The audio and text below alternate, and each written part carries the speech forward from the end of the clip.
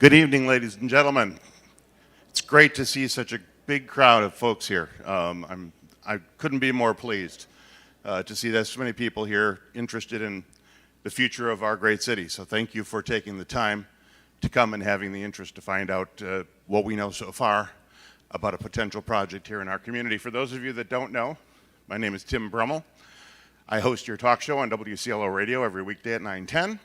You're invited to join that community and some other things. So we'd love to have you along as a listener and a participant. We have a lot of open phone and open discussion on that program as well. But right now, tonight, we want to bring everybody along and up to speed, at least as far as we can, with a project that has been proposed. It's a proposal at this point, and it's gotten some scrutiny. Our city officials have looked so far to say, well, this doesn't blow it up and make it completely inconceivable. So I'm going to turn the program over here to Kevin in a moment. As Kevin is presenting, there's still going to be an opportunity for you, if you think of a question or you got a better question or whatever, over here in the corner is still the question slips. Those of you that submitted them ahead of time, they are basically going through and sorting for me by category. So if it's how much power does it use, I know how many I've got to deal with there, and we'll try to deal with as many different subject areas as possible as we go on through the question and answer period after Kevin's presentation here. Again, mostly we're here for a community discussion, so let's be a community respectful of one another and the thoughts and ideas presented, and hopefully you'll feel that you are more informed when you leave than right now. So with that, let me turn it over to Janesville City Manager Kevin Lehner. Thank you, Tim. Really appreciate everyone being here today. I am just pleased at the turnout. It is so great. Folks are here because they care about their community, and that is absolutely wonderful to see, and I appreciate you taking the time out of your busy schedules to be with us this evening. As Tim mentioned, we're going to try to get through as many questions as we can. I'm going to try to present you as much information as I possibly can this evening, and we know we won't get through them all, but we're going to keep working on it as we move forward. Just a little bit about me. Some of you may be seeing me for the first time. As Tim mentioned, Kevin Lehner. I've been a city manager or a city administrator for 25 years. I've been doing this a very long time, and it is a passion of mine. Some folks may think I'm crazy into a room like this and present some information, but I am absolutely passionate about city government and about making communities a better place to be. I understand that there are a variety of opinions on the subject. It's been a lot of news lately. It is the subject of a lot of discussion because do you want me to go with the regular mic?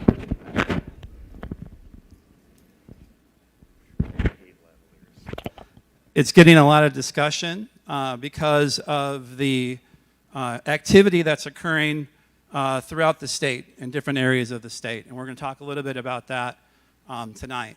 I also understand that folks have done research and they have formulated their opinions or their beliefs based upon that research.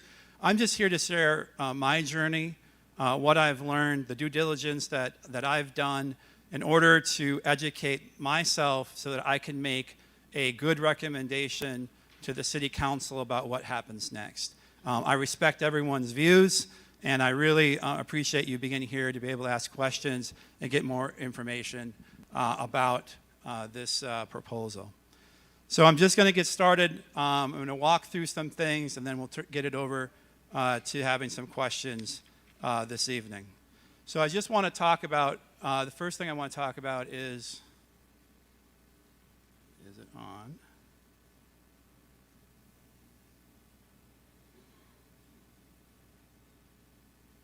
Am I?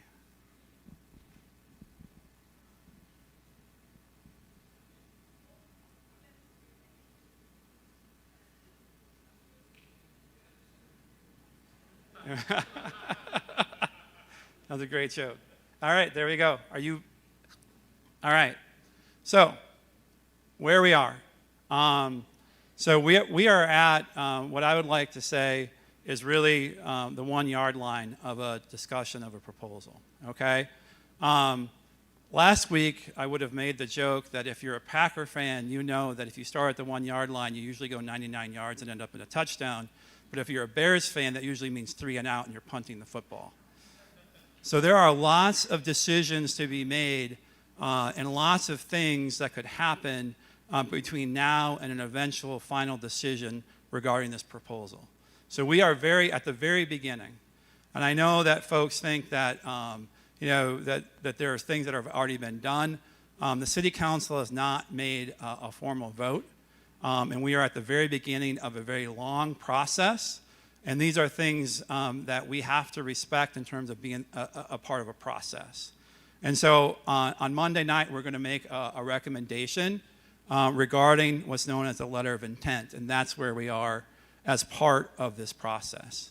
After that occurs, if the City Council decides to move forward, then it would go through a process of doing a bunch of feasibility. There'd be studies, there'd be geotechnical studies, there'd be power studies, there'd be additional due diligence that would have to happen. Eventually, we would end up at a process where we would be considering a development agreement. A development agreement is a formal agreement that lays out all the terms of a real estate deal and what the company is going to do, what the city is going to do, and all of those factors in between, okay? After that, there are development plans that have to be created. There are submissions for permits that have to be done. There's a review of the final plans, and then ultimately, it would be a building permit approval and things would be constructed. So we are at the very beginning, and we're inviting you in at the very beginning of this discussion. In most cases, when we're talking about a major economic development deal, these types of discussions don't happen. We get to a letter of intent or a development plan discussion with the City Council, and it's not a public discussion like this.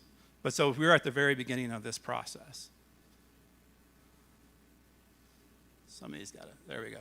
So we received 2 development proposals from 2 different companies regarding the potential of a data center at the GM Jatco site.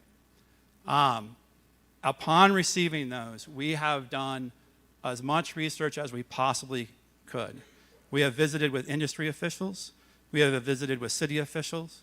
We have done our own research. We have done site visits to data centers that have been constructed recently and those that have been constructed in a more distant past.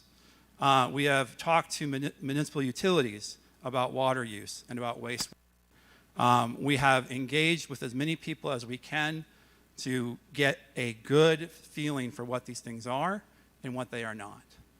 Our goal is to figure out what are the real impacts of potential data center here in Janesville and to present a recommendation to the City Council that's as well informed as we possibly can be. So, what is in the RFP response? Okay, we released this the other day. The company is known as Veridian. It is a multi-layered development company. There are many partners that are involved. And this is what they're proposing. And I'm just outlining what they are proposing. Nothing has been decided. There is no final decision. This is just their proposal that they submitted to us, and that is to be considered. Okay? They're proposing either an 11-building or 8-building hyperscale data center campus.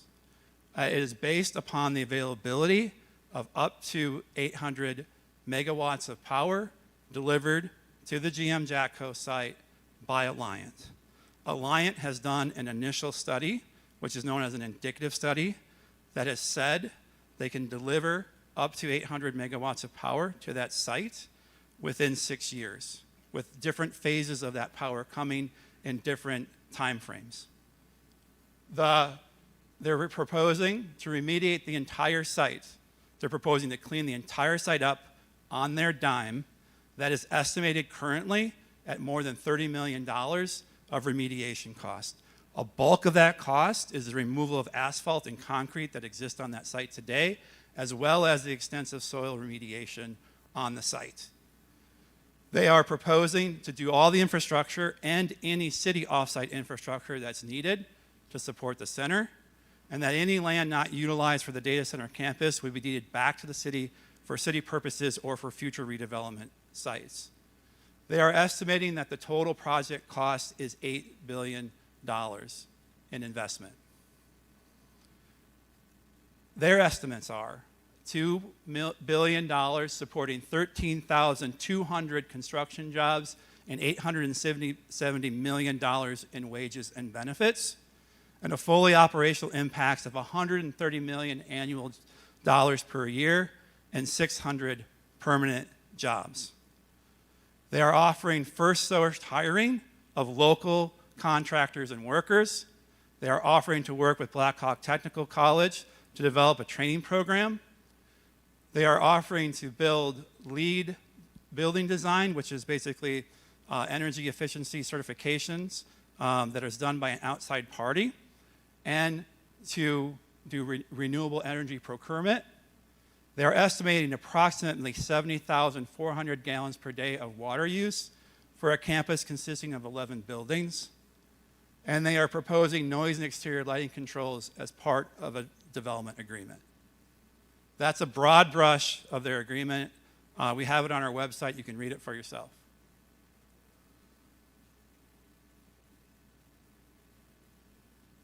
Some of these guys just clicked that for me. All right. So again, we connected with industry leaders, visited communities, and data centers. We really wanted to discover the facts based upon our experience and our education of ourselves, and really focus on what the positives and negatives are to a community. So there are lots of things that people say about data centers. They're the topic du jour. They're in the news all the time, right? So what do folks say? They consume significant amounts of power.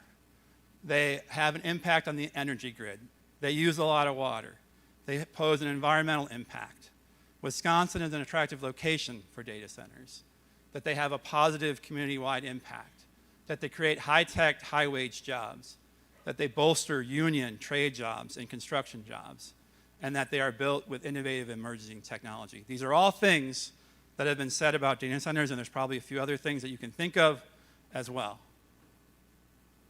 So let's kind of walk through some of these things. Data centers consume a significant amount of power. That is absolutely true. There's no getting around that, right?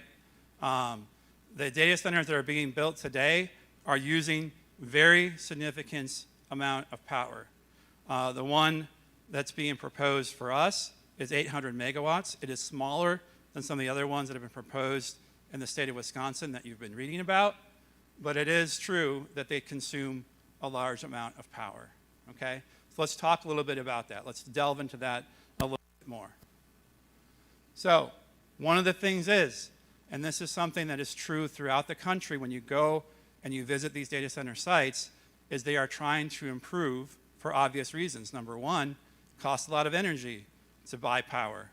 It costs a lot of money to buy power, right? And so they are continuing to improve their efficiency over time. Is it great right now? No, absolutely not. It's not. They are going to consume a lot of power, but they are trying to improve their efficiency. This is the average consumption of power in data centers since 2007. That power consumption is going down over time. The other thing that folks don't realize or don't understand or don't get as much publicity is that data center end users often purchase renewable energy to offset the impacts of projects. One of the things that we would do is that we would include robust requirements for renewable energy as part of any sort of data center development. And how that occurs is that the data center users often purchase tax credits or energy credits in order to build new wind and solar facilities in other parts of the state. That is usually a requirement of the purchase agreement between the power provider and the end user when those things are built.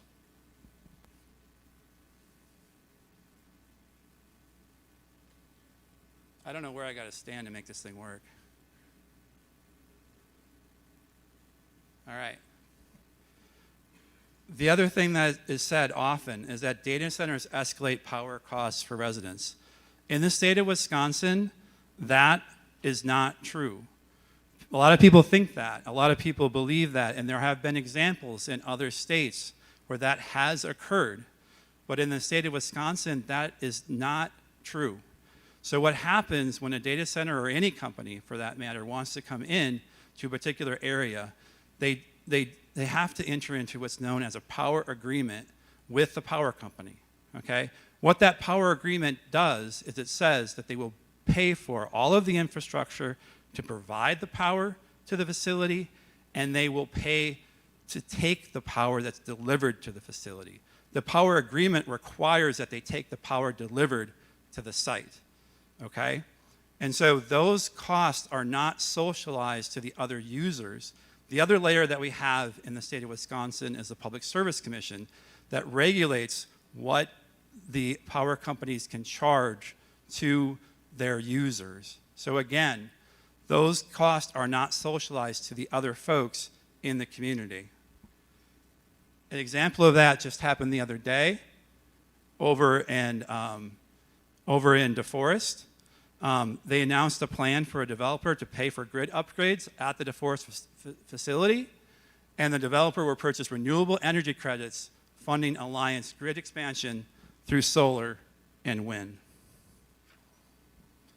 The other aspect of that issue is that data centers strain local energy grids. Again, that is not true.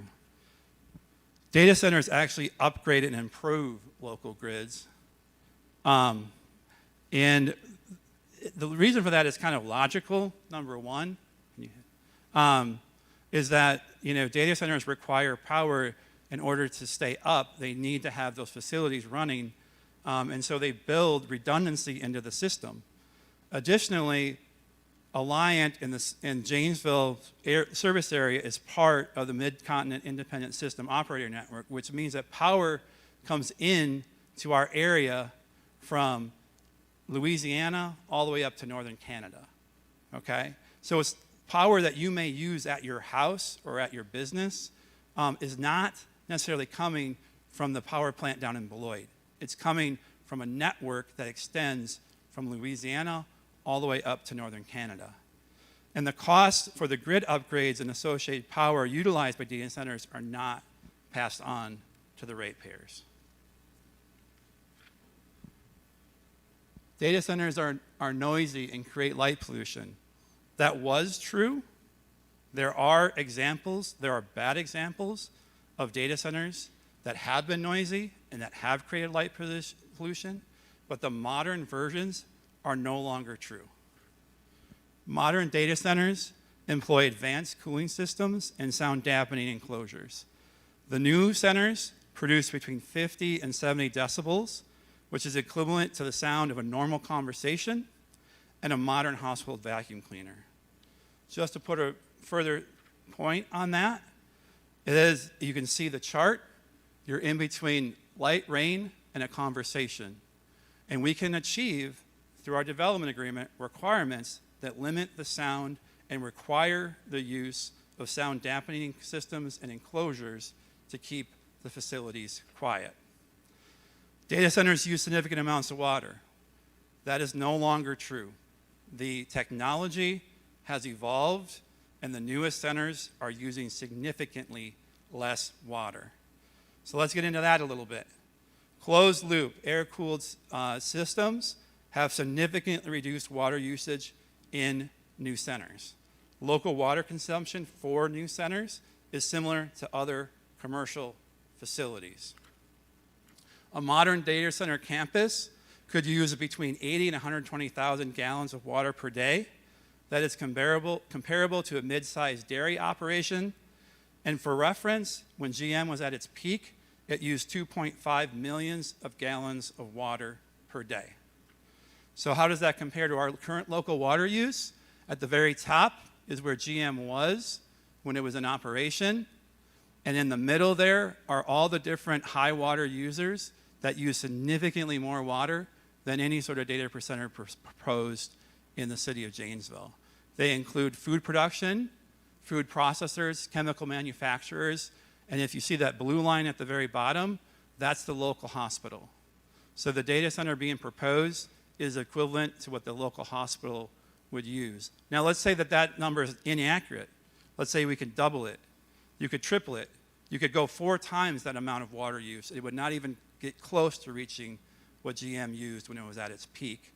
And the other thing that you need to know is that we have, in part because GM existed, significant water capacity within our system. To be clear, that comes from municipal water. It comes from our water system. It does not get sucked out of the Rock River. It is part of the general aquifer that comes out of our wells. And then it gets treated at the wastewater treatment system as all other wastewater does. Data centers pose an environmental impact. There are parts of that that are true, absolutely. You can make the argument, and that is 100% true, that the production of power results in environmental impact. In our current system, we burn fossil fuels, primarily natural gas, in the state of Wisconsin, to produce power. And it is true that the power companies have to come up with additional power supply to supply these data centers. All industries are using more power, in part because they're using data centers to help their operations and innovating as well. So yes, that is partially true. When it comes to on-site emissions, there are very little, and it is not even close to a lot of manufacturing uses that could go on that site today. The site is zoned manufacturing, and a chemical manufacturer, a salvage yard, an intermodal center, which was proposed for that site, could go on there as well. And again, that type of use is a lot of trains and a lot of trucks. Again, those are things that could occur on that site. There are also doing more sustainability efforts throughout the industry to reduce their carbon footprint.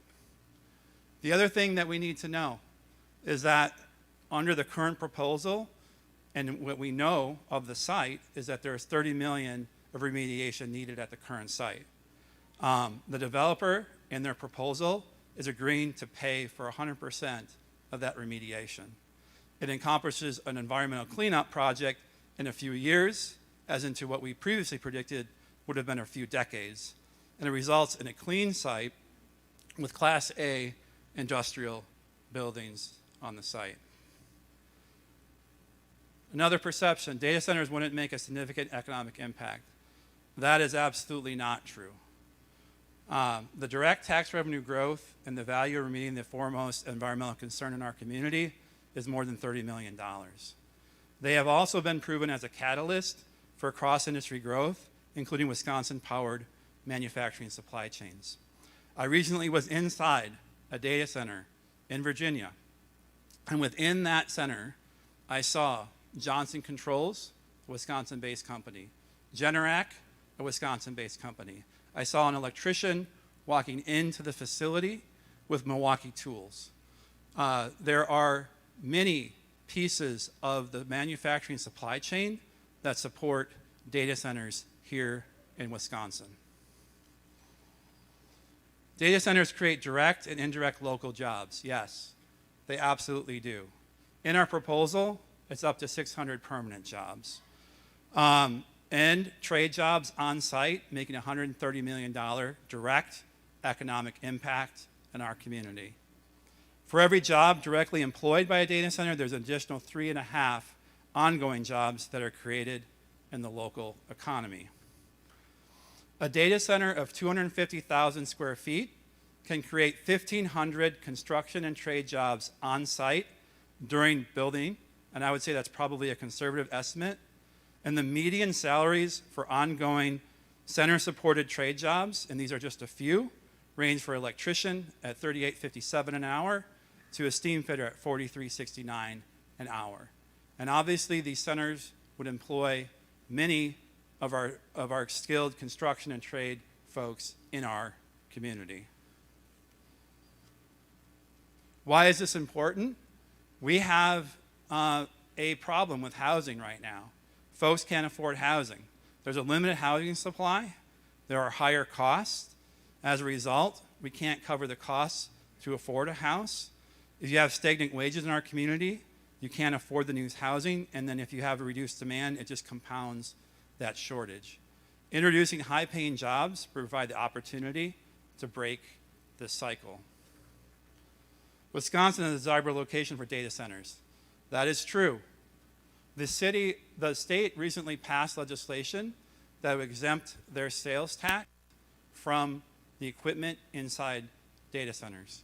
That is not something that the city receives or has ever received, but that is one of the reasons why the companies are looking at Wisconsin now. The other thing is our climate. Although we know that it gets darn cold here, that is actually a welcome environment for data centers due to the new technology that they are employing to cool their facilities. If we have an additional $1 billion with a B of taxable value in our community, these are the types of things that we could do. We could fund our entire annual road program with cash and not borrow. We could lower property taxes, and we could absolutely eliminate the wheel tax. Yeah, that is true. That is true. The reason for that, and let me just talk about it real quick. We could add police and firefighters, and we could add new programs and services to help residents. Let me just talk about that real quick, okay? This year, in our annual budget, it's a status quo budget. There are no new programs or services or employees added to our budget, okay? We had increased healthcare costs, and we had small wage increases for our employees that are included in our budget. They have been asked for. Police force has been asked for. Fire has been specifically asked for, okay?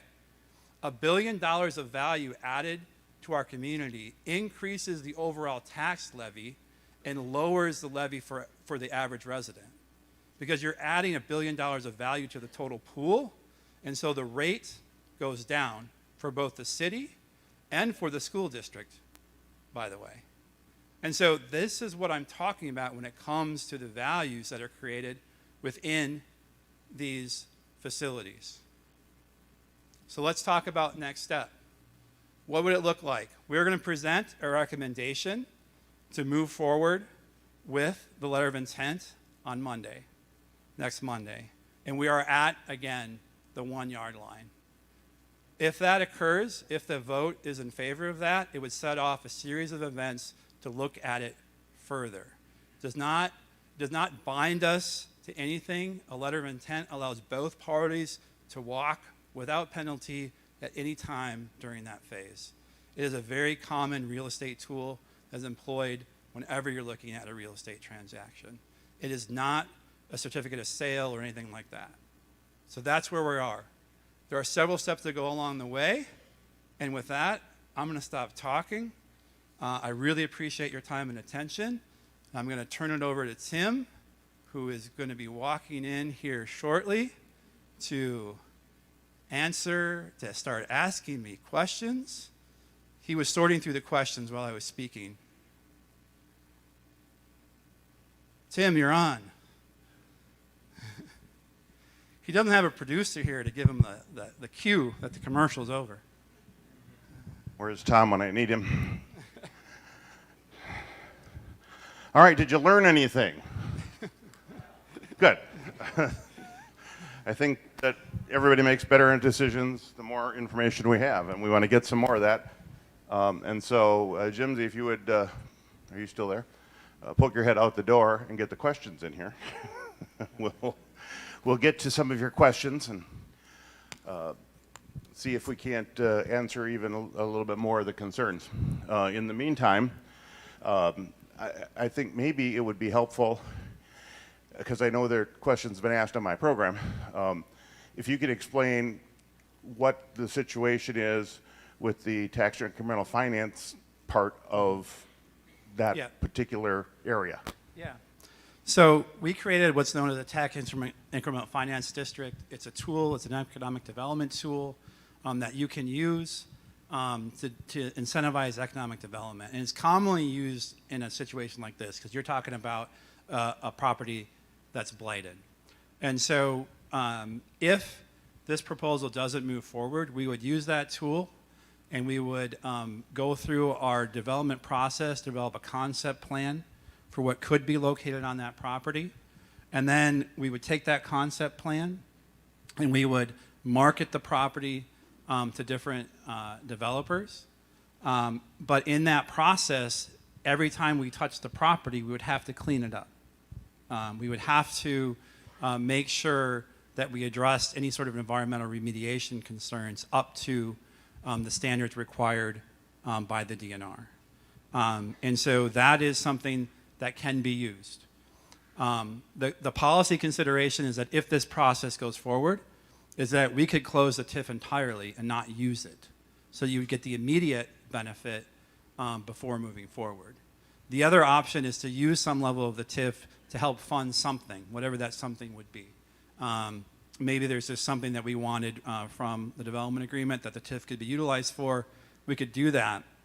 But the life of an environmental blighted TID is 27 years. So it can be open for 27 years.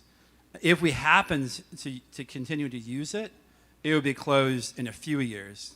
I mean, 5 or less. Or maybe a little bit longer if the development takes longer than that. But then you would see the immediate benefits to the property taxpayer immediately after that. I scanned, I won't say I completely read it because it's a lengthy document, the RFP that the city has on its website. And I did not note anything in there about them requesting financial incentives from the city. Correct. So this is a unique situation. There's not a single other industry that I can think of or that I have been exposed to in my 25-year career that is like this, okay? In most instances, and we deal with this all the time, my economic development director, Jimsy, and I deal with this all the time. When there's a company that wants to come into our community, there is always an ask. There's an ask to help fund infrastructure. There is an ask to do a development incentive back to the developer. Major multinational corporations. We were just talking to one recently, a major multinational corporation that was considering Janesville as their location. And there was an ask. Okay? In this proposal, there is no ask. There is no ask of the city. In fact, it is exactly the opposite. In fact, they have agreed within their letter of intent to fund $4.6 million up front of any of the city costs associated with a potential development. All right, we've got some questions here, and they've been kind enough, the staff has been kind enough to group these into generalized topic areas so we can hopefully get a bunch of them addressed in a question and maybe a follow-up. The first is the site, and one of the things that often comes up in my program is, wait a minute, you have a committee that you just formed to give you advice on what should go on the site, and then we have this, and how do we reconcile that? And in addition to that, what are, at this point, the other uses that you and city staff know of that could be workable on that site? Yeah, so the committee, I think, is a very important aspect. When we committed to purchasing the property, we committed to forming the advisory committee and ultimately coming up with a concept plan for the redevelopment of the site that reflected the views and values of the community. This came in after we had acquired the site, and we had to consider it as we move forward. And so what we would do with the committee is they would be a part of the redevelopment process if this went forward or if it did not. And it would also create an alternative concept plan that could be employed if the data center project does not move forward. Because there are 100 things that could stop this project between now and the time that it would actually be built. And so we need to have both things together. And so we intend to reserve some portions of the site for other uses, very likely some level of commercial use or perhaps residential use. in that area. But those are details that would be worked out if the project continues to be moved forward. All right, we have a question from Erica who asked a lot of questions that you've maybe just touched on in the presentation a little bit, but I know that many of these are concerns that people, particularly in that area, have. So what has the city done as far as research, studying, whatever, to ensure that property values wouldn't depreciate, that water supply and clean water won't be depleted, that electric bills won't change, that the light pollution won't interfere with the migration of wildlife, and that the noise won't bother any of the, can't tell you what the citizens, I think it is, any of the other citizens here. Yeah, so I think that I touched on it a little bit, but I just want to go in a little bit deeper. So a development prospect of this site with this many questions, I think you got to really dig in, right? And I've been through stuff many times before, and I'm a natural skeptic. I do not believe developers on face value. We take a lot of time to do due diligence and find out. And in this particular instance, we did a lot of work. We went and physically visited data centers of all types in different communities, and then we physically talked to community officials in those communities to find out what the challenges were, okay? And I can tell you a couple of things from my research. Number one, the modern data centers are very different than the ones that were built just a few years ago. I stood outside of one, and 50 yards away was a brand new, high-end, multifamily development right on its border, okay? The noise issues are being solved. There is a variety of things that can be employed, including products from a company right here in Janesville that can sound dampen those systems. I stood outside of one, and the cars on the street were louder than anything I could hear in one of the new data centers, okay? The light pollution issues, yes, we already have a robust zoning code when it comes to lighting, like full cutoff lighting and that sort of thing. And then again, the water issues, we delved into it. We talked to municipal officials. We know exactly what they're dealing with in the wastewater, which is very common in other industries. We know how much water the modern ones are using and what the old ones used.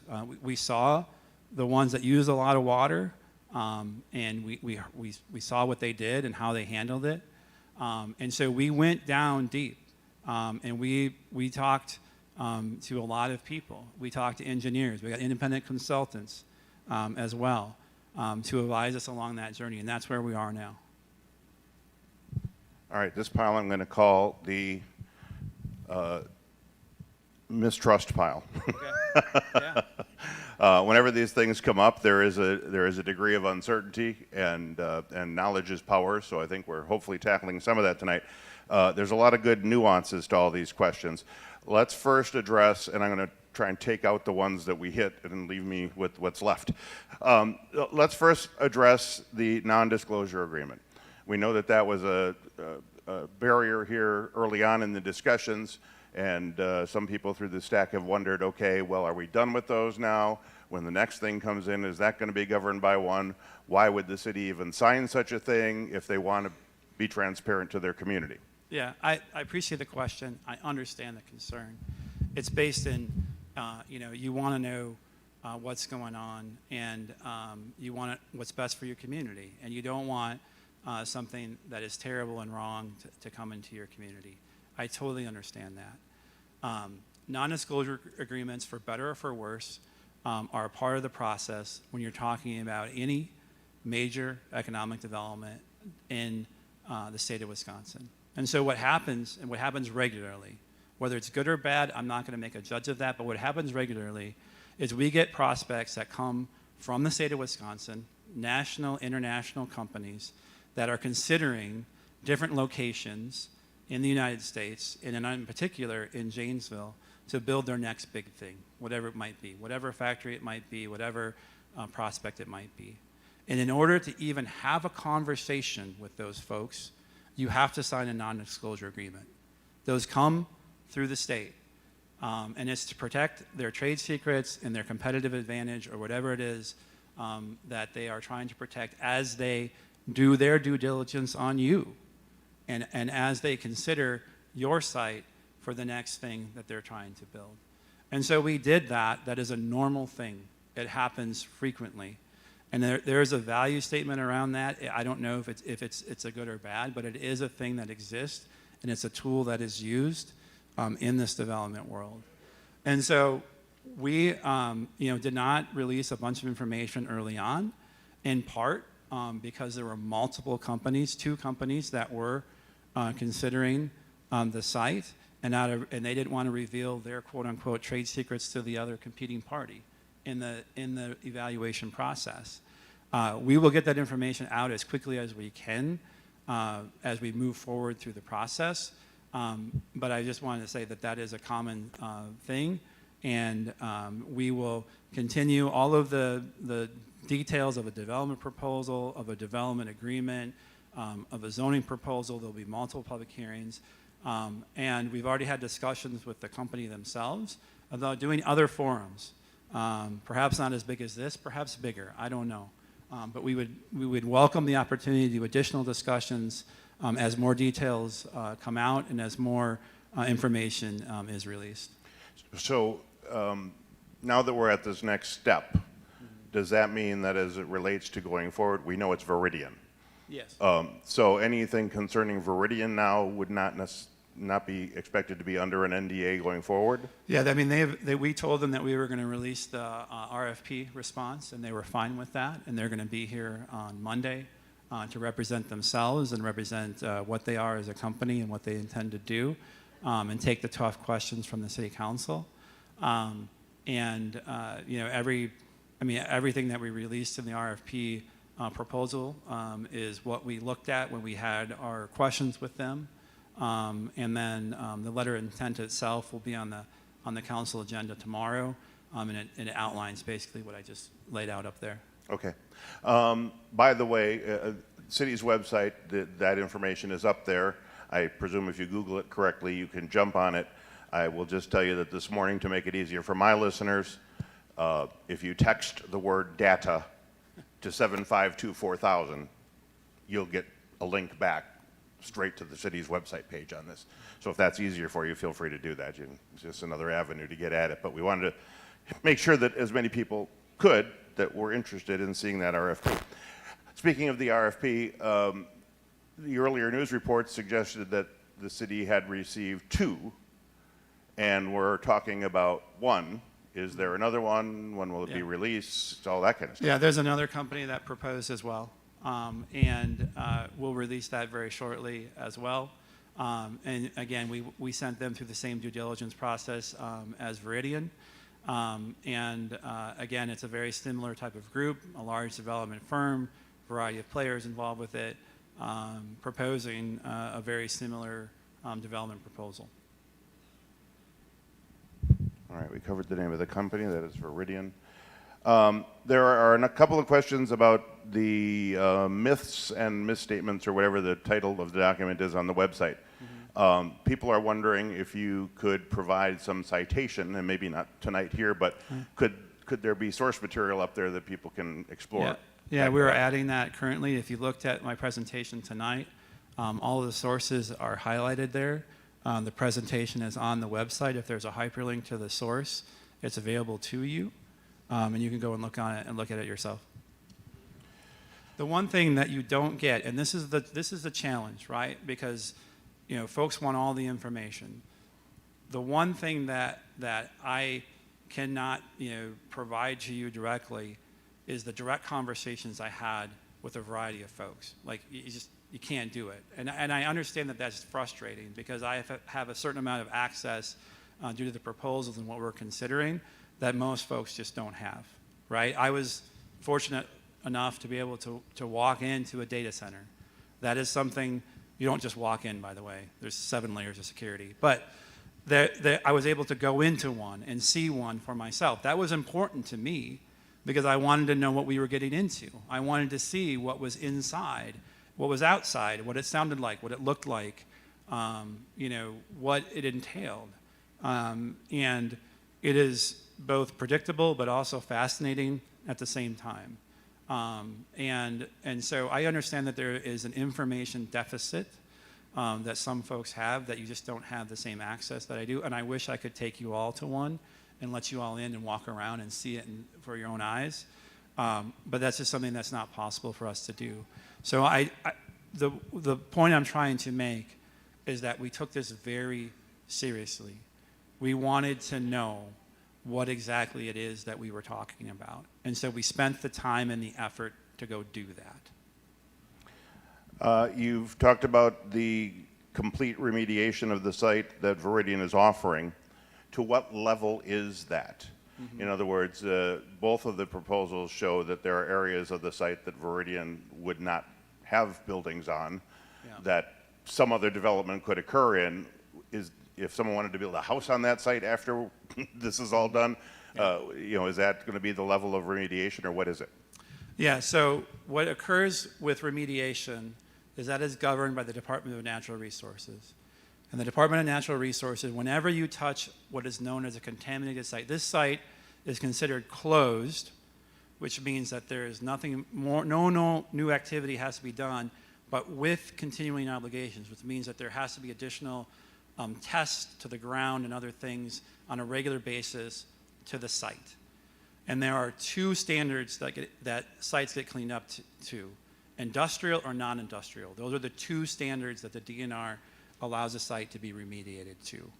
And so the DNR regulates what's known as a materials management plan. And what that plan is that the company, or whoever is doing the remediation, proposes, we're going to do X, Y, and Z with the soil here. And some of that includes removing it completely and taking it to a specialized solid waste facility. Some of it includes what's known as capping. Capping is putting an impervious surface over it to prevent contact with other folks. And there's a variety of means for taking care of that soil. And it's a soil contamination issue primarily on that site. The one thing that we don't have on that site, which is very fortunate, is that we don't have a vapor issue and we don't have a groundwater issue, okay? It is largely contained in the soil. And so that is an iterative process between the development, their engineers, and the DNR, and the DNR has to sign off on what their plan is. And the company has agreed to do at least $30 million worth of remediation on the site, which includes removing asphalt and concrete, and includes some removal and whatever else it takes to do development. Now, to get to your next question, could you do residential there? You can do, the remediation is about money. You can clean it up to whatever standard you need to. It just costs more as you get to a higher standard. And a lot of times, if you're going to do a residential, sometimes, not all the time, but sometimes you have to completely remove it. Sometimes you do things like put in vapor barriers or other things in between the soil and the residential property. So what's the standard that the city would like to see? I think it depends on what the uses ultimately are. And so what we would do is we would take that proposal, if we move forward with it, whatever the ultimate site plan becomes, and then we would require a standard with the rest of the property that we would take back would be remediated up to, and that's what we would agree to. Okay. When you were doing due diligence in some of these other areas that have data centers, can you talk about how much, if any, citizen, homeowner interaction you had? Did they have a meeting like this where you could get together and they could all give you feedback? Or yeah, no. What happened other than you talking with the data center people? No, I mean that's a fair question, and I really appreciate that question. So in my role, what I did is I went right to the horse's mouth and I talked to city managers and elected officials in those communities to determine what the impacts were to their communities. Like now, there was a fair amount of concern when it came to these proposals. And I asked them what it was like before, during, and after on the data center proposals. And there were some that were not good. There were some, especially in the earlier versions of what had been built, where there was a noise issue, there was a water use issue. Some of the early data centers were built in places where they were using, well water on former farmland as opposed to being connected to a municipal water system. That was a problem. We certainly don't want that to be an issue. The other thing that we did is we went and looked at where exactly these things were being built. I went to a community where there is one of the largest data centers in the state of Texas is being built, a 1.6 gigawatt facility, and it's in the middle of a master planned residential community. It's being built right now. I went to another place where there's a data center being built within 200 yards of high-end residential homes. And so, I saw them and talked to the city officials about those issues as we went forward. Some communities have done some things like adopted a zoning overlay, which creates an additional level of regulation on these sites.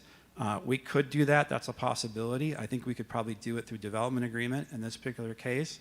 But this is becoming a more and more common phenomenon across the United States, and communities are dealing with it differently in different places.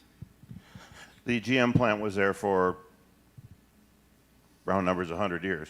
There are already articles being written by people in finance that suggest that AI might be the next bubble to pop. What are we doing, can we do to protect the city's interest going forward here, that in 8 years we don't have a bunch of new empty buildings sitting on that lot? Yeah, I mean, that's a great question. I think that if that should happen, and I think that is not reality. Just because of where everything is going, where this is going in the world, there are data centers being built throughout the world to support higher and higher uses of data in every industry and every aspect of the world. It comes from cars. I drive a hybrid Ford Maverick. It is recording. There's a little note that comes up when I drive that says, "We're recording your data as you drive," right? Every business is using information in new ways over and over and over again. And so let's just say that they're right. Let's just say that the bubble is going to pop. What do we get? The city would end up with a remediated site and Class A office buildings that would be ready for adaptive reuse. That's what we would end up with. We currently are developing office parks for Class A office building, or Class A industrial building, industrial parks for Class A industrial buildings on the south side of town. The companies that are going in there will last for whatever period of time that they will last, and then they'll be adaptively reused. And so again, I think that we would end up with a huge value on that property ready for an adaptive reuse. All right, I'm back to the trust pile. When it comes to where we stand in the community, and I, being in my position, know how it looks across social media and all those kinds of things. Some assumptions can be made that aren't necessarily true as to how many people feel one way or the other about this. What is the city's answer at this stage to the people who are pretty much dug in and against a data center going into that property, that you could suggest to them this is the reason that you're still considering it after knowing that aspect of the community? Yeah, I'm not, if you believe that you're against it and that is the end all be all, no matter what I say or what I do is not going to change your mind, that's fine. I'm just sharing what my research and my information and data is presented to me and what I'm using to make a recommendation. I don't necessarily want to change your mind, and I completely respect your opinion. I think the challenge for somebody like me is is that if I said that there was a multi-billion-dollar investment that was going to be proposed on that site and to create 600 jobs that pay between $80,000 and $200,000 a year, and it made drones, this room would not be filled up right now. There wouldn't be a single person here. And the reason for that is because it's been labeled data center, and there has been examples of data centers that have been done poorly, and there have and it's a concept that's captured our attention right now because they're being proposed in Wisconsin, and it is and they use a lot of power, and there are people that are concerned about that. But I would also say that we're all using data centers all the time. I mean, in every instance of your life, you're using a data center in some way. If you've ordered food, if you're driving a modern car, if you've ever hailed an Uber, if you used Facebook to find out about this meeting, if you sent an email, if you ordered something from Amazon, all of those things have been supported by data centers. Your information is flowing through a data center if you're doing any sort of online banking or any banking whatsoever. All of that information has flowed through a data center at some point. So I understand that the term data center invokes this feeling and this fear, and that there are lots of things that people are concerned about, and rightly so. I mean, I have to tell you, I am too. At my core value, I am an environmentalist. I have been one my whole life. I've worked for environmental groups as a young person and still maintain memberships to this day in environmental groups. And so I am as skeptical as many of you are. And so, but I'm not trying to change your mind. I'm just trying to share what my experience and data suggests to me. And I understand that in this day and age, it's really hard to have an honest conversation because we can't even agree on what's true and what's not. And that is sad to me. I wish it were better. That's why I appreciate Tim being here to have this conversation, because there's just so much mistrust in the world, and I can't fix it. I'm just sharing what my truth is tonight. All right. This person would like to know who is profiting from the project. As in every development, the private folks are profiting, will ultimately profit from the development. The city will profit through what I outlined above, through the additional tax dollars, through additional contributions that the development company is willing to make, that Veridian in this case is willing to make.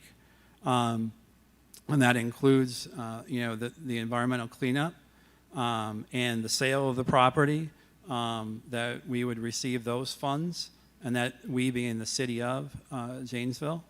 And that's ultimately who profits. But I think you have to look a little bit wider. As we mentioned up there, the economic impact is huge, both in this city, in this county, in the region, and in the state. And I think that is something that you cannot just dismiss offhand and say, absolutely not. Because the other thing that I would just think it's important to understand is that we can absolutely say no. The city council can absolutely say no to this project, and that is fine, and that will be a reflection of the input that they received from their community, and we will do something else. But there will be another data center built in this area. It will be drawing power from Alliance, and it will produce economic value somewhere else. And I think that's just an important fact that we need to all understand. All right, couple of questions here, and I would probably ultimately at some point ask it myself when you're on the program, Kevin. So will this go at some point to a referendum for the community to ultimately give their final yes or no to? Yeah, I mean, that's a common question, and I appreciate that question. That comes up whenever there's a controversial item that's in front of the city council. Just for reference, by state law, binding referendums are not allowed under state law. And so the only thing that's allowed under state law is advisory referendums. And then ultimately the way in which the referendums work, the time frame in which to do one would not be possible. And so there was a referendum proposed for this building that we're sitting in now. And I know that that is something that comes up quite frequently, but just, the government nerd will tell you state law doesn't allow it. And then the timing of the development proposal would not allow it either. And that's part of that answer. So the answer would be no. The timeline of this seems to stretch before we get into some actual commitment over a couple of months. Is that? Yeah, I mean, I would say all of 6 months, Okay. and perhaps even longer. So we would have a ballot initiative coming up in February and again in April, where you could place an advisory referendum that is not binding, but that might give citizens a chance to say, "Oh, I didn't know that many people didn't like it or did like it," or however that vote would come out. That's possible. Logistically, I wouldn't know how that would all work out. All right, it's possible. Well, I'll ask it. It's not my question. How much was accepted in gifts, including flights from data companies? None. Thank you for that question. Yeah, none. No, I appreciate the question. That's a great question. So, as part of my job, I think I would be doing, a disservice if I didn't take the time to go study these centers and to meet with city officials where the companies that are proposing these projects actually exist. I think it is an absolutely essential part of the discovery process. And I mean, look at this. Look at you all. You're all here to learn more about this. You're all here to learn more about this facility, and so it was part of my job to go learn as much as I could.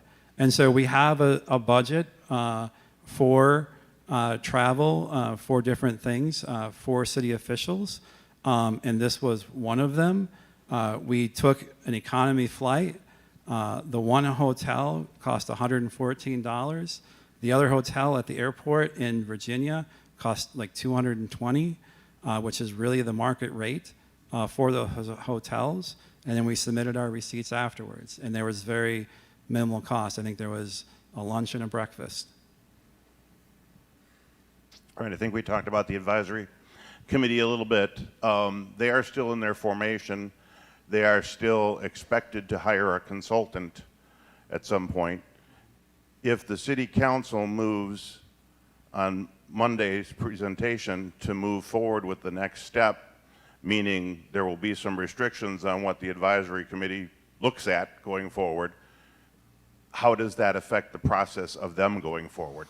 Yeah, so I think we've committed to making them an essential part of any redevelopment process. And so I think it's very important that if they move forward and as the site plan is discussed and reviewed and negotiated with Veridian, that they be included in those discussions, and then we identify as a city and as the committee and ultimately the city council what property that we retain and what we propose to go there, whether that's parks, whether that's trails, whether that's redevelopment of other uses. Those are all things that are essentially very important to the overall overview of the site. All right, there's several questions here on environmental impact. Are we doing an impact study? Are we required to do an impact study? What does that look like as far as one of the references in here, for instance, was, what happens when I stand next to a 600 megawatt power transformer or whatever the case may be? So in terms of like an environmental impact study as is conducted by the EPA or the federal government, That is not something that we would do. But there is an extensive environmental review of the redevelopment site and what is done with it and what is done with the soils. And as I talked about, that's the process with the DNR. I know there are some questions more recently that have come up about voltage and about like stray voltage issues. That is not one that I have become extremely knowledgeable on at this point yet. That's a new question to us that we've Well, that's a been question posed. of concern to me. Yeah, Personally, yeah. because And- RF, stray Yeah. RF does terrible things to AM radio signals. Okay, well, and so for you, Tim, Yes, you, Tim. yes. No, so that is a question that we have out to Alliant and that we're asking other folks, other engineers about to try to figure out what those issues are and what they look like. The reason why the site is being considered, what is it with these lights? The reason why the site is being considered is because there is a high voltage line, what's known as a 357, I believe, kilowatt line, a short way outside of the city, approximately 4 miles. And then they will extend that line to what's known as a switch center if it would go forward on the site. And then there would be redundant power that would also be presented to the site.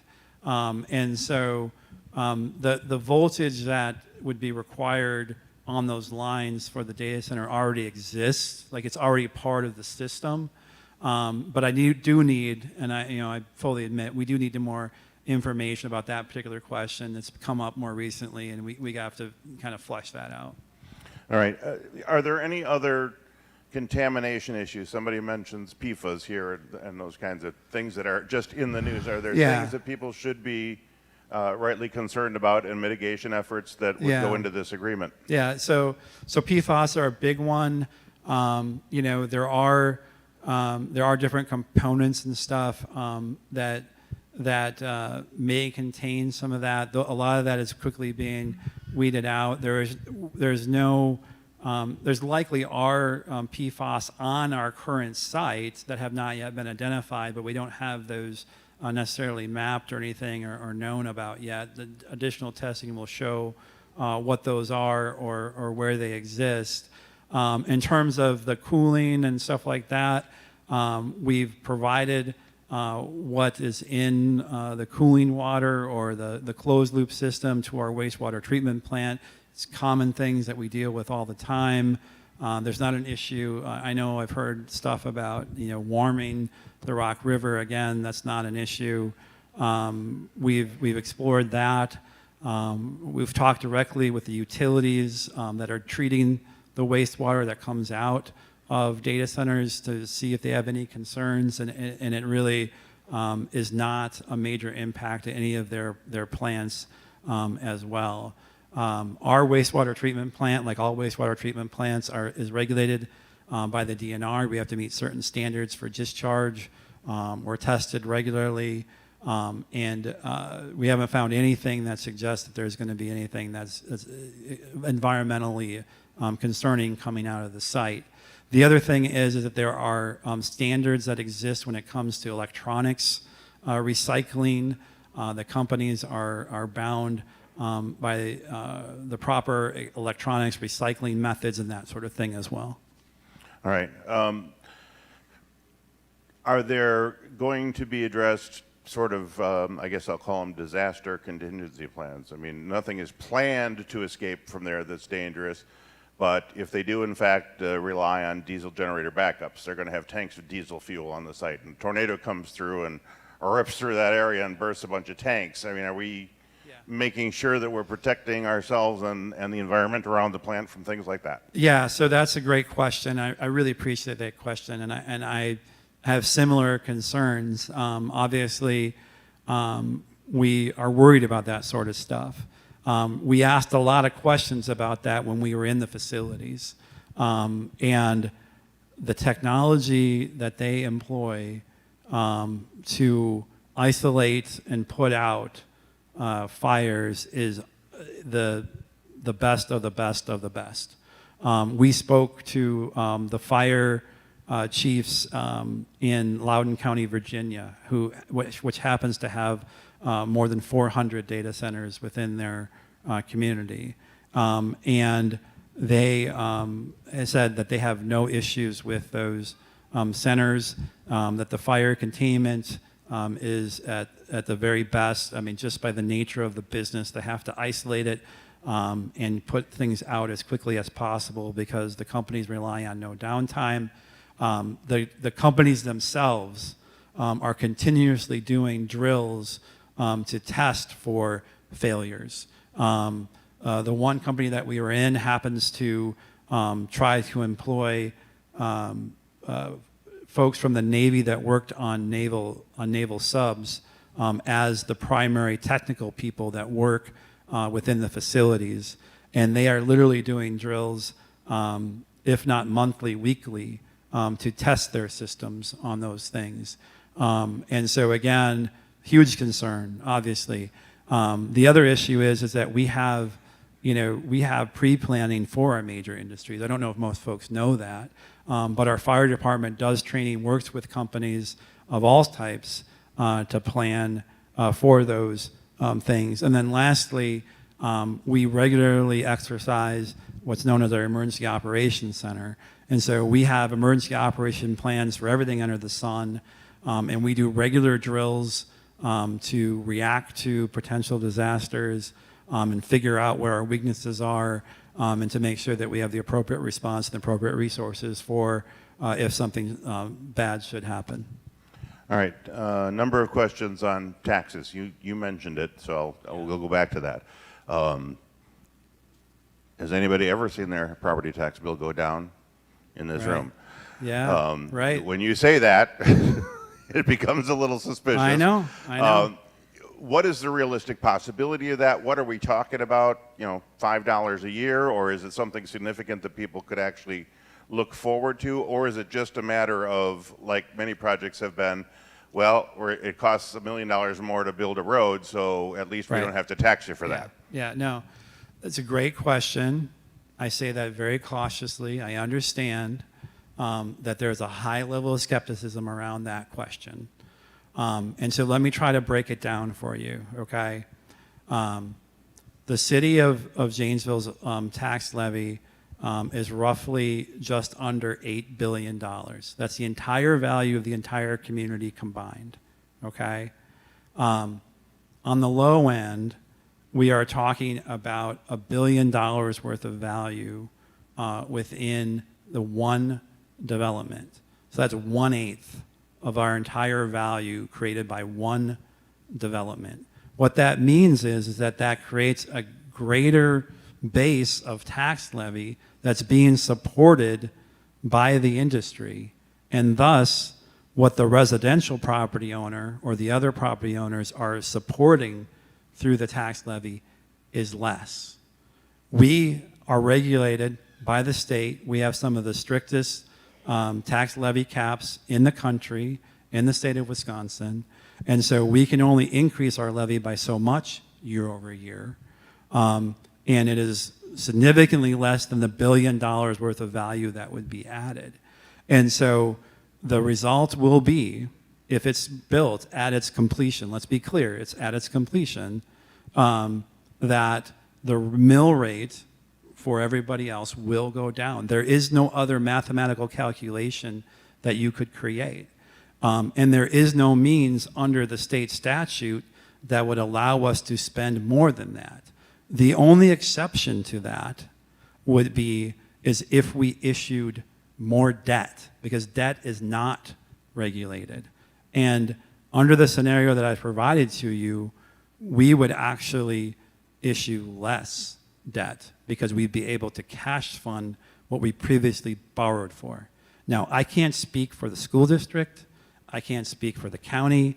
I can't speak for the state or the technical college. I can only speak for what we control as part of that tax rate for the city of Janesville. But the economic impact and the tax levy impact upon completion is very significant. And this never happens. And I understand your skepticism. I understand it 100% completely. But the value created is beyond anything else that we would see in any single year, 2 years, 3 years, 4 years, 5 years. All right. On the jobs front, all companies that bring new facilities to a community, they like to boast about the jobs created, and the construction jobs are always a large number of that. Of course, they go away. And they're generally from, existing companies and that kind of stuff, and once the thing is built, you don't need those anymore. So we're talking about the 600 jobs that this project is estimated to maintain after that. Mm-hmm. Most of what I've seen, and I think most of what these folks have seen from the questions, is a significantly lower number of staff in maintaining a data center. Can you kind of talk about why this project would be different? Yeah, so I mean, I think it's just about scale of project. And so on a per square foot basis, it's not a lot of jobs. I mean, 250,000 square feet, on a per square foot basis, if you want to identify them as permanent jobs, at least within the facility, you can call them that. It's not a lot of jobs. What they are is very high-tech, high-end jobs for the most part. There's also, security folks and maintenance folks or whatever, landscapers, things like that are not as high wage. But a bulk of the jobs are very high-end, very high-tech type of jobs. The other thing that's kind of a misnomer is that the construction or trade jobs go away.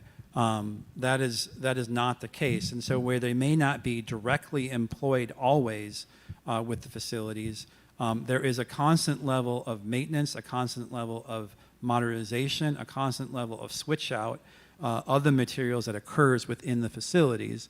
And if we end up with 8 or 11 or 5 or whatever number of buildings that we end up doing, the folks will be in there on a consistent basis doing the type of work that's needed within those facilities. And so there is direct employment, and there is, I guess you could call it indirect employment of the skilled trades within the facilities as well. I made this statement the other day. I'm going to say it again. For folks that are good with their hands and they're graduating from Parker or Craig, if they're freshmen or seniors, there could not be a better industry to go into right now than electrician or pipe fitter, and you could potentially be employed within the city limits of Janesville for your entire career, or insulators. And again, this is a time frame that you suggested that's probably, what, The 2 to 5 construction years time before frame? we really have people working there and all that kind of thing? Yeah. The construction time frame is going to be building by building. And ultimately, if it ends up being the 11 or the 8 or whatever the number is, it would be building by building. It wouldn't all be built at one time. The first building would have the potential to be done in 2 years, and then subsequent buildings after that as the power is delivered to the site. In rough numbers, you're talking about 75 megawatts per building. And so if you just do the math, that's how it works out. What Alliant has said at a very high level at this point is that they would be able to deliver 250 megawatts within 2 years, and then 800 megawatts within 6. Do we know what the plant, I mean, is the plant's capability, the old GM plant's capability, the substation that's there and that kind of thing, is that It's figured not. into this, or is this is all kind of new delivery method? It is, one of the reasons why it's an attractive site is because GM, not on the scale that we're talking about, but GM did draw a lot of power. Mm-hmm. There's 25 megawatts that can be delivered to that site today. So much bigger. There will be, if it goes forward, a switch station built on the site to handle the additional power load and get it to the buildings that are needed. In rough numbers, you're talking 10 to 15 acres of a switching station was the power delivered to the site.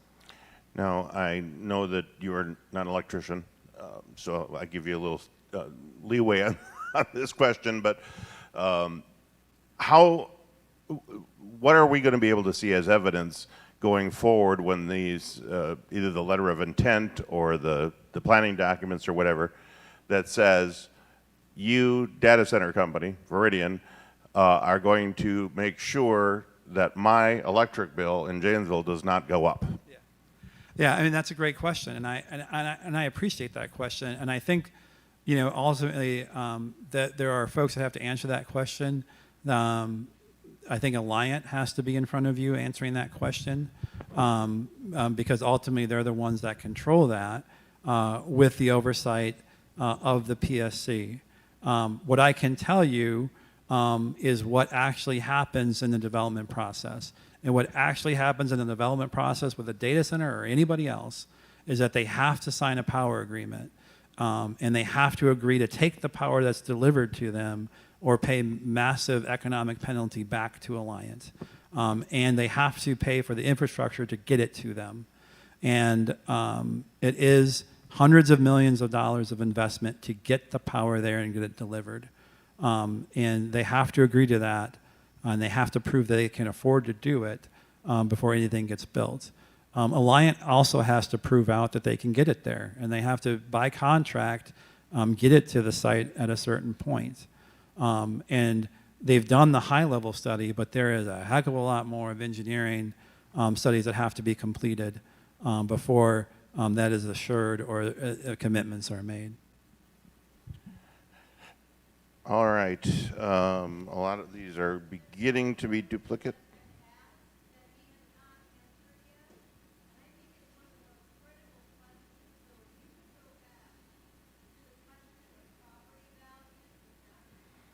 All right. Property values, Kevin. Yeah.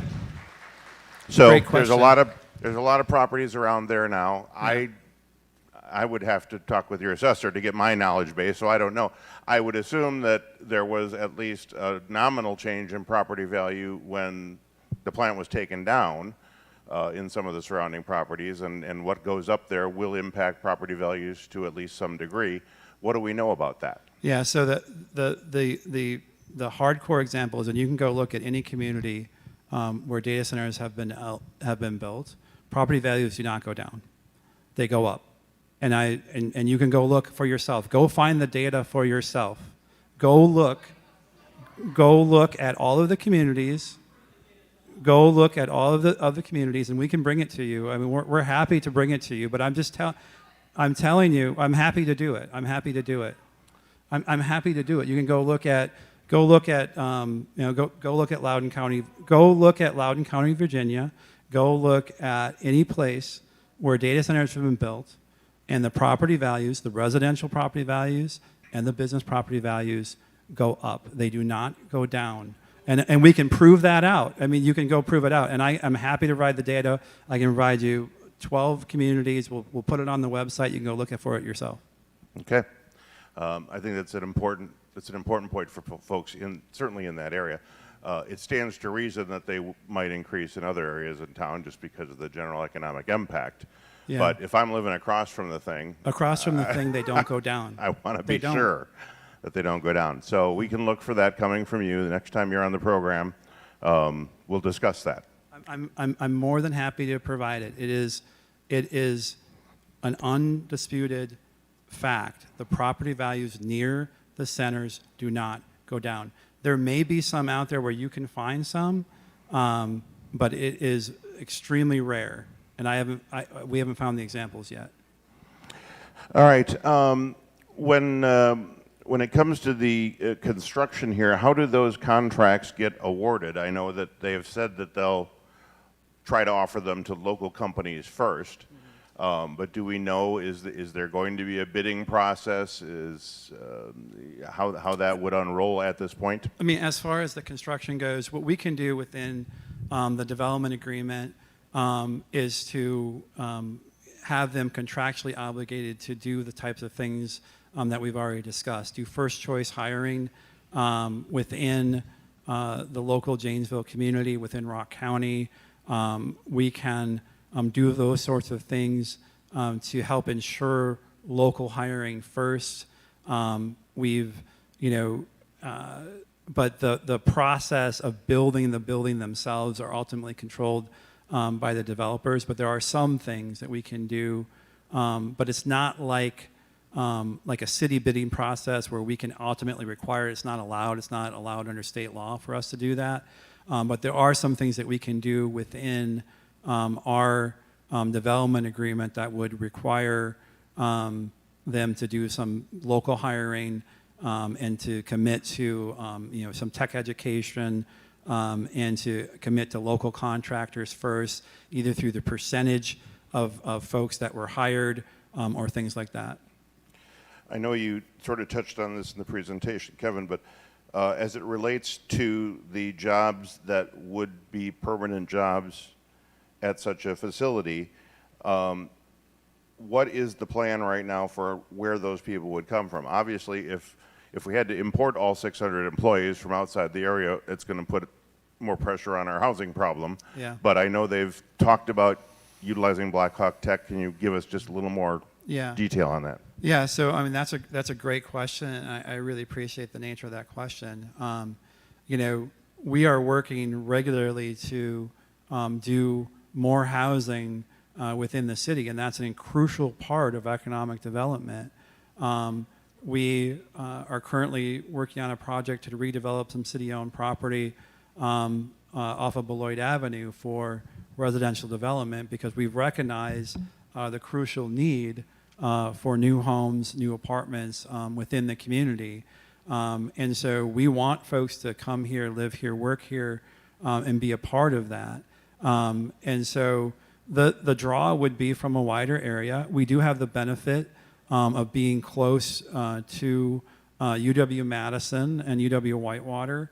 And so there are some natural fits that come from those locations. And then obviously, we're a big union town, and we have lots of skilled workers here that will be working on the site as well, particularly electricians, contractors, masons, pipe fitters, HVAC technicians, and those sorts of things.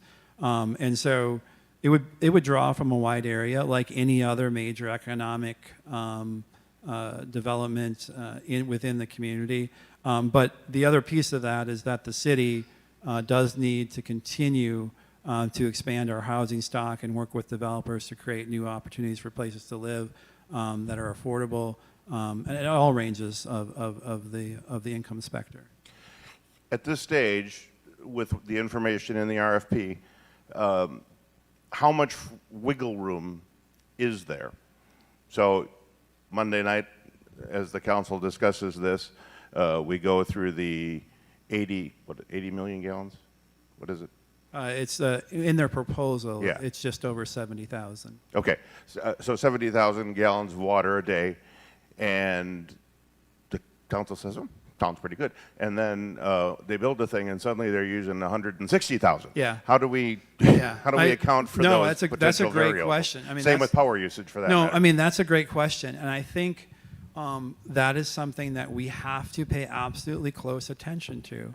And I think that how we get there is that we talk to independent experts in terms of water use in these facilities, and then we require them to use the newest technology as it relates to things like water use, as well as noise, as well as energy use, and those sorts of things.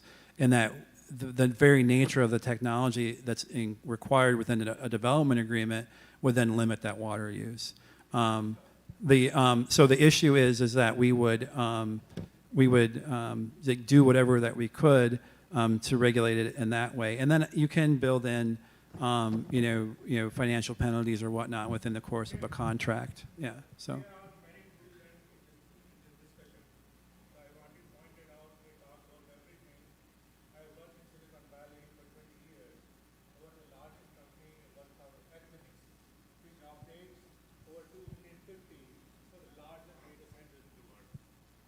I got out of the Silicon Valley and came back to Wisconsin 9 years ago because I wanted to get out from that environment and the high technology footprint.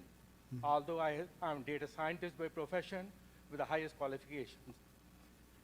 When I worked at Equinix, and we're putting up data centers all over the board. Although it was 9 years ago, technology has changed. Data centers were using millions of gallons of water every day. Now, the point of the loosen that I'm talking about is a milestone. We talked about the environmental study. And the next step from that was the development plan process. How about the go, no go? Is the environmental study says that this project should not be done. Number two, we're talking about the jobs impact, 600 permanent jobs and about 3.5 times related jobs. That also comes to a total of 3,000 jobs. Now, with the technology advancing, with the AI, we'll probably lose more jobs than we'll gain. So what will neutralize that impact on the community? And all the beautiful environment, the city is situated in the Ice Age Trail, and they used to use evaporative technology for the water. Even with the 80,000 gallons of water used per day, but prevent them if the alliance cannot deliver the power that they need, then they'll put up their own thermal power stations on their site, which will have a huge water requirements.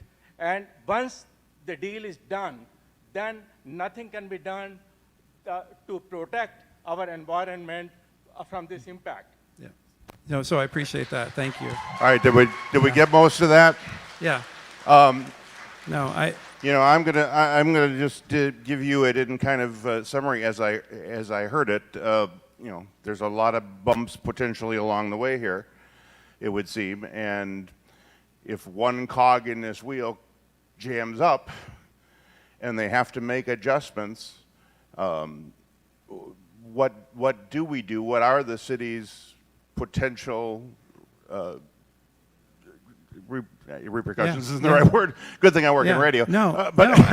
That is the crux of the issue. I mean, I understand. I appreciate your concern. I appreciate your lived experience and what you've experienced and why you are so passionate about the issue and why folks are passionate about the issue. That's why we have to go through this process and do all the due diligence to try to identify all the potential pitfalls to the best of our possible ability. We're not infallible. There might be some things that we don't get completely right, but that's why we have to go down this process to make sure that we uncover every stone and look at every potential issue that could occur and try to prevent it through the development agreement, through the enforcement of those types of things, through the enforcement of various ordinances and things like that, so that we can ensure that we get the best possible product if it does move forward. And so that's why this is part of a process. I mean, that's why it's built in to be a long process, so that we can delve deep into those issues and try to fully understand every aspect that we possibly can. And we share the same concerns. We share those same concerns. We don't want to enter into something that ultimately is going to end up being bad for the community. That's not our goal. Our goal is to do something that is a positive to the community and benefits us in a variety of ways. And so we'll do the best that we possibly can. And I understand there are examples where it hasn't been done well, and we have to learn from those. We have to grow. We have to do our due diligence and make the best decision we possibly can. I think that there's been a lot of information for people to digest this evening. I'm going to put you on the spot. Sure. Can people in this room, people that are watching on YouTube, and people that will see this later, be assured that at this point, now that we're past this non-disclosure agreement, that there won't be closed session discussions and all these kinds of things that again takes this back and seems to kind of want to hide it from public display? I get it. I understand that. So this is my commitment. So I am here tonight talking to all of you, having this conversation. And I appreciate everyone being here and sharing their support. I appreciate you me asking you to do this, agreeing to do this. And be a part of this discussion. We have already talked to Veridian that if this project should move forward, that we will go do additional forums. We'll go try to answer every question. We will go talk to independent experts if it's desired. I will talk to any group that wishes to have the conversations. We'll continue to collect questions and try to answer them to the best of our ability. And at the end of the day, what we want is what most folks want, is something that is a positive to our community. And I understand the concern, and I understand that not everyone is going to agree with the path that might be taken, but that is our commitment, and we will continue to have these conversations and do so publicly. And again, I personally will go to any group, any place, to have these conversations in the future with whomever you would like to be a part of those conversations. And Veridian has already agreed to do similar things. The conversations that we have, by nature of the fact that we approve these things in public and we have public forums built in to the process, we will continue to do so. All right. Thank you, The process is going to roll out. City Council meeting next Monday is kind of where the next decision point is, if I understand this correctly. The City Council could also decide not to make a decision on Monday, Yeah, correct? they could kick it back. They could say yes, no, or kick it back If and the do council something different. said, no, we don't like it, Yeah. we're out, Yeah. does the data center discussion end at that point? Yeah, I mean, I believe that it does, that is, that is their prerogative, and my role is to make a recommendation based upon the best that I can possibly do, and the council's role is to ultimately make that policy decision, whether do it or don't, and then whatever decision they make, my role is to implement that decision, and so that's what we'll do, and that's what I'm looking forward to having a conversation on Monday about. All right, good stuff. We're a little over time. We want to get you out of here and back. As far as I appreciate. I don't know that that's let me tell you, appropriate. I appreciate that sentiment, but there are 66,000 people within the community. This is a small segment of that population, that's really what this forum was about. Is about answering questions and sharing information. And then you are welcome to share your thoughts with your elected officials, and I really appreciate that. We're going to work with Kevin and Kevin's office to see if we can't get a little more frequency on the program. Sure. And basically hold these types of forums on the air as well for new stuff that comes up as the process goes forward. So I know we couldn't get to every question. I hope I summarized them mostly adequately enough. I'm sure that there are plenty of opportunities for you to get a hold of Nick or Amanda or Kevin himself here and continue these conversations.